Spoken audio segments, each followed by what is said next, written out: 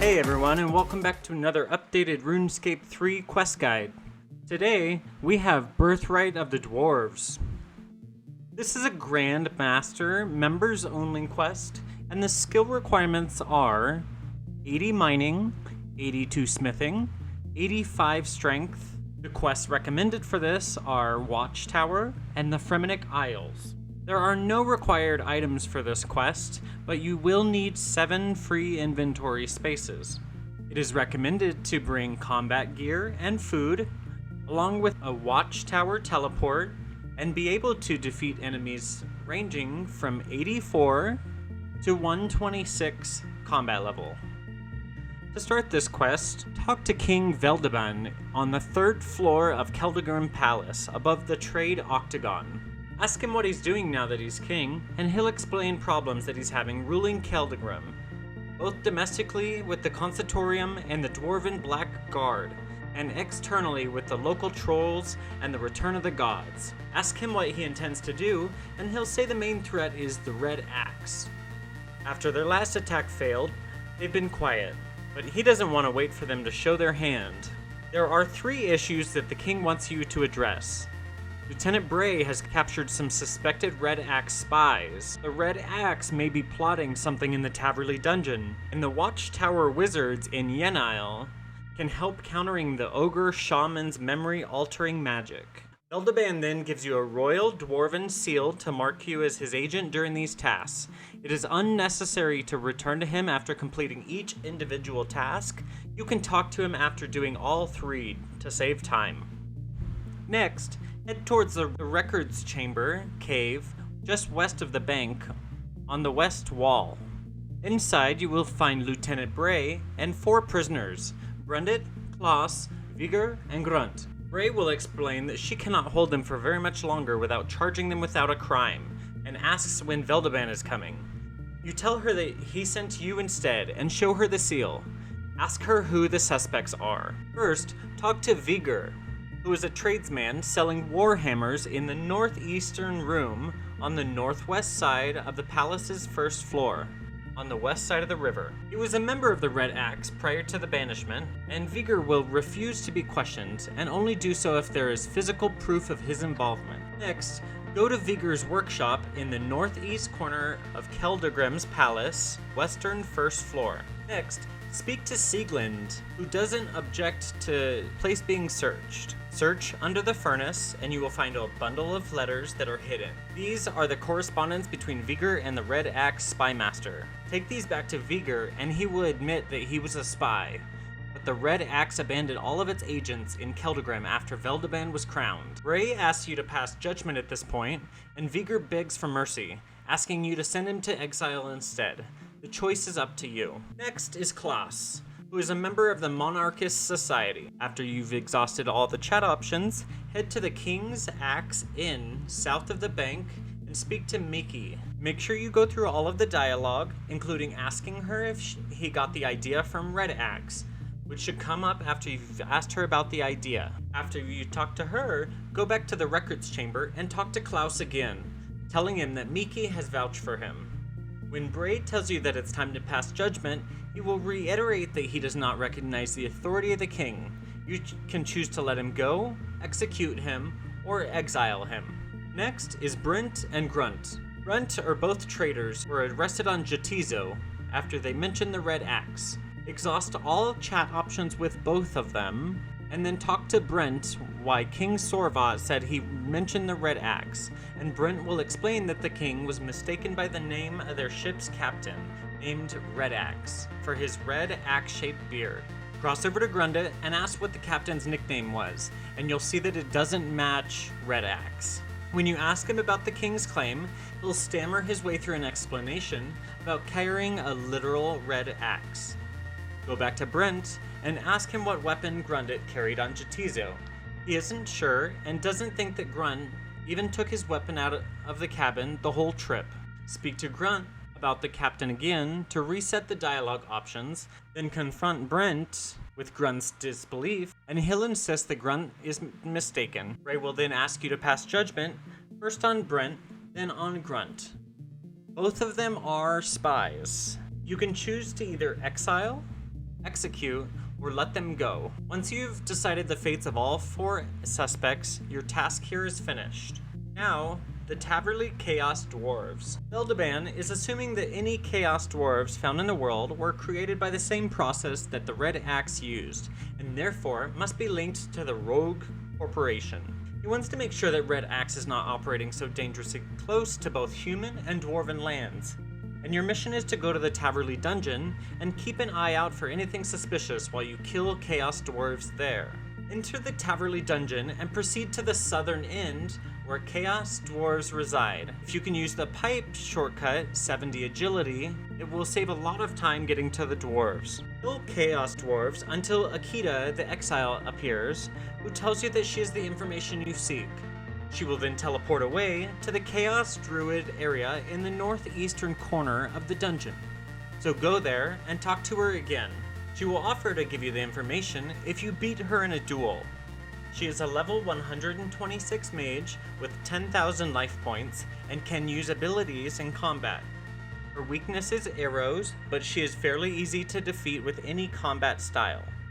Once you have defeated her, she will give you the information that you need and happily ask you to kill her, but you have the option not to do so. Next, the Yanile Watchtower Wizards. Veldeban knows that you once used a potion to kill the ogre shamans under Guatanoth. He wants you to ask the wizard for that help again, to defend against the memory-wiping shaman employed by the Red Axe. The wizard is located on the top of the watchtower. If you haven't done the watchtower quest, simply climb up the trellis on the north face of the tower for access to it. Mention to the wizard that you need to fight another ogre shaman, except this one is capable of erasing memories. Shocked, he will exclaim, a regular magic ogre potion won't just do the trick, and the memory wiping must be countered somehow. The wizard will give you a memory wand to calibrate first, using it against Grunch. Now, use the wand on all of the strange items, beers and kebabs, which will release 4 fragments, which will speed around the area, requiring you to catch each fragment, and then investigate each red memory void. A message will appear telling you which fragment to use on the item. A total of 4 fragments are needed for each category. Use the table above once you've collected all of the memories to assign the statement with its person. After completing the puzzle, a cutscene will occur where the player sees the Red Axe gathering an army. Once again, Grunch will find you eavesdropping, and instead of erasing your memory, will calibrate the wand. Once you have finished all of the king's tasks, return to Veldeban, and after updating him, tell him you will meet him in the Berender tunnels. To reach the tunnels, talk to the dwarven boatman situated on the eastern side of the river, just north of the palace. Then travel to the area south of Dacon's Rock, and proceed to run east to the Berender tunnels. Enter the tunnels, and run northeast past the sparkly crystals, and enter the cave at the end. Talk to King Veldeban at the far north of the cave, and he will instruct you to talk to Noodleon next to him. Noodleon will give you explosive gears to sabotage the cannons during the assault. Fire the cannon that is pointed at the wall, and there will be a cutscene showing the battle against the Chaos Dwarves. If you need to grab any food or potions, the Black Guard Quartermaster will allow you access to your bank. Turn on the Protect from Missiles prayer as soon as you enter, as the cannon fire deals heavy damage, 4,000 or so. To reach the first 2 cannons in the middle section, run to the western part of the area and stand behind the pillar. The cannons will fire at the pillar, and it will take 2 hits to knock down. When it's knocked down, click on it and walk across, and you'll be able to disable the first 2 cannons by clicking on them. When the cannons explode, it does about 500 damage if you're standing next to it, which is insignificant compared to the damage you will be taking with fully operational cannon. After you disable the second cannon in the middle platform, there will be another pillar on the east side of the middle section. Hide behind it until it gets knocked over like the first. Then, cross the river and disable the last 3 cannons. Once the cannons are destroyed, head west and up a platform to confront Grimacin. He will flee in a minecart, and Veldeban will chase after him. Pull the lever on top of the platform to raise the bridges, then jump in the remaining minecart to continue. If you find yourself outside, re-enter to see the cutscene. Make sure you have the wand, or an ogre will cast a spell on you and you will be teleported outside of the cave entrance. The ogre will attempt to plant false memories into Veldeban, but the memory wand will be used to stop it. After that, the player, Veldeban, Grimacin, Hreidmar, and the ogre will be dragged into false memories. In the first memory, the wand must be used on the Royal Axe Standard Flag, the Zamorakian Chaplain, and the dwarf standing next to him. All of the memories must be corrected like earlier in the quest, where they will break apart and you will need to examine the red fissures. Use the table above once you've collected all of the memories to assign the statement with its person. After that, you will arrive in the second memory. There are 6 troll fragments and 6 dwarf fragments. Use the wand on the 2 trolls directly next to Grimson. Use the table above once you've collected all of the memories to assign the statement with its person. Next, you will arrive in the third memory, where Hreidmar is talking to Zamorak. Use the wand on Zamorak, who will break up into 6 fragments. Collect these fragments and use them on the disrupted rift. Finally, the ogre memory should be fixed. The wand must be used on each of the 3 dwarves in the room to release all of the memory fragments. Grunch will refuse to see his memories, so you must forcibly apply it on him.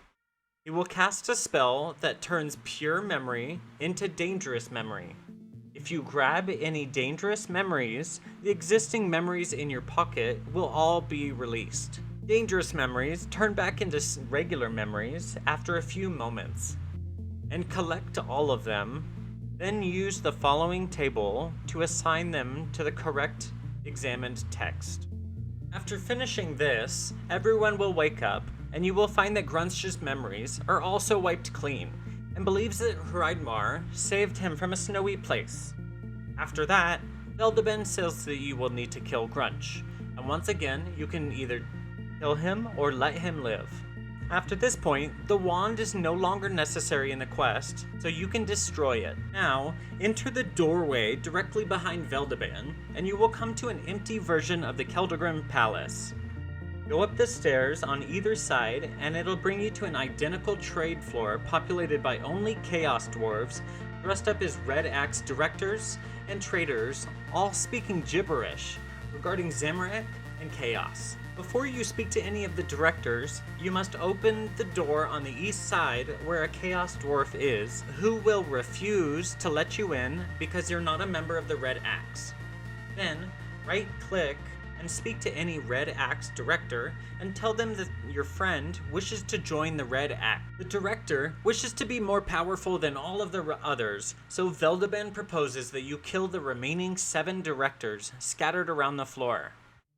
And once they're dead, speak to the director again, and he will pronounce Veldeban a full-fledged member of the Red Axe. Continue through the door at the east side of the floor. Now, it's time for a battle. Make sure that you bank and have combat equipment and food. And after a short cutscene, Grimacin will attack Veldeban. Attack Grimacin, but make sure to keep an eye on his adrenaline bar, because when it's full, Grimacin will activate Provoke and do a charge attack that does very high damage very quickly. The player can counteract this with an ability or a stun. When Grimacin's adrenaline is at 50%, he will grab Veldeban for several seconds. During this time, any damage dealt to Grimacin will be redirected to Veldeban, so it's very important that you stop attacking during this period. After several seconds, he will throw Veldeban at you, dealing a typeless 1000 damage to you and 7500 damage to Veldeban. The damage to you can be circumvented by hiding behind a pillar, but Veldeban will still take damage. If Veldeban dies, the battle will restart. Once Grimacin is dead, another cutscene will play. Hreidmar will grab a dragon battlestaff before channeling a spell to turn him, Veldeban, and the deceased Grimacin into Chaos Dwarves. Veldeban will succumb to the spell, but does not fully turn into a Chaos Dwarf, so you only need to deal with Hreidmar and Grimacin. You must now face both Hreidmar and Grimacin, and Veldeban will be incapacitated and unable to assist you. Each Chaos Dwarf boss is a challenging battle on its own, so the usual strategy is to split them up and fight them one at a time. Once one is dead, he will not appear if the battle is restarted, allowing you to heal up between fights. The easiest way to separate them is using the door. Make sure to go outside and then lure one out, then close the door and kill him before reopening the door to kill the second. Grimson fights with ranged and melee and has two special abilities. He can run around obstacles, preventing him from being safe spotted, and when his adrenaline reaches 100%, he can charge at the player, which means he can hit very fast and very hard. And a very easy way to avoid this attack is to go down the stairs when the message appears. Once Grimson is killed, kill Hreidmar. Hreidmar fights with magic, and he has 4 special abilities. He can summon Chaos Dwarves, and he summons them in pairs of 1 Cannoneer and 1 Warrior. There is no limit to the number of Chaos Dwarves he can summon. He can also make the Warriors flash red. When this happens, they will explode and deal heavy damage if they touch the player. His second attack, he can swap places with the Cannoneer, no matter how far away it is. The player continues to target the square where Hreidmar was, which means the player no longer attacks him. When his adrenaline reaches 50%, he can use a special threshold ability that channels the power to the Cannoneers, which makes them hit harder. Unlike threshold abilities, this does not drain his adrenaline. When his adrenaline reaches 100%, he can heal himself and any Chaos Dwarf by up to 20% of their maximum health using a special ultimate ability. After defeating Hreidmar and Grimson, talk to Veldeban, who is kneeling in the throne room. Veldeban says that he doesn't like what he's turning into and requests for you to kill him in order for the effect to stop. You have a choice of either letting Veldeban survive or killing him. A cutscene will ensue where the trolls and dwarves bring down the statue of Hreidmar. After choosing your option, you will finish the quest automatically. Congratulations! Quest complete! The rewards for this quest are 2 quest points, 100,000 mining and smithing experience, 200,000 strength experience, 30 of each rune, adamant, and mithril bars, ability to fight chaos giants in Barondur, and access to 3 new dragon weapons. Access to the lava geyser in the lava flow mine, which has a chance to reward fragments of the Incando pickaxe, and 2 treasure hunter keys and 2 hearts of ice. A further 250,000 mining experience in chunks of 20,000 to 33,000 experience, with requirements ranging from 81 to 95 mining when mining in ancient Keldagrim ruins north of West Keldagrim, although boosts will not work to mine ruins that are beyond your current level. And that's it for today's quest. Stay tuned for another, and don't forget to hit that like, subscribe, and bell icon so you don't miss any future videos. We'll see you then. Bye.